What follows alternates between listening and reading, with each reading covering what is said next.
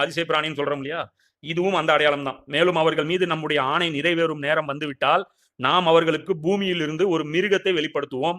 நம்முடைய வசனங்கள் மீது உறுதியான நம்பிக்கை கொள்ளாமல் இருந்தார்கள் என்று அது அவர்களிடம் எடுத்து கூறும். இப்ப வந்து இந்த இடத்துல வார்த்தை பார்த்தீங்கன்னா, துக்கல்லுமுஹும் அப்படின்னு இருக்கு. துக்கல்லிமுஹும் அப்படின்னா களிமானா வார்த்தை பேசுறதுன்னு அர்த்தம். துக்கல்லிமுஹும்னா அவர்களை நோக்கி பேசுவது அப்படின்னு அர்த்தம். அதிலேயே அதுக்கு அதே அரபிக் வேர்டுக்கு இன்னொரு மீனிங்கும் இருக்கு. அவர்களுக்கு நோவினை கொடுக்கும் அப்படின்னு.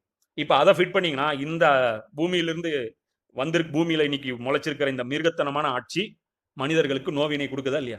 மூமினையும் முனாஃபிக்கும் தனித்தனியா பிரிக்குதா இல்லையா? அடையாளம் போடுதல இவன்லாம் மூமினு, இவனுக்கெல்லாம் மனசாட்சி இருக்கு, இவனுக்கெல்லாம் மனசாட்சி இல்லைன்னு பிரிக்குதா இல்லையா? இதுக்கு மேல என்ன வேணும்? பேசும் பிராணி வரும், பேசும் பிராணி வருங்கிறாங்க. அப்ப ஜஸ்ஸாஸ் அன்னைக்கே பேசிருச்சே.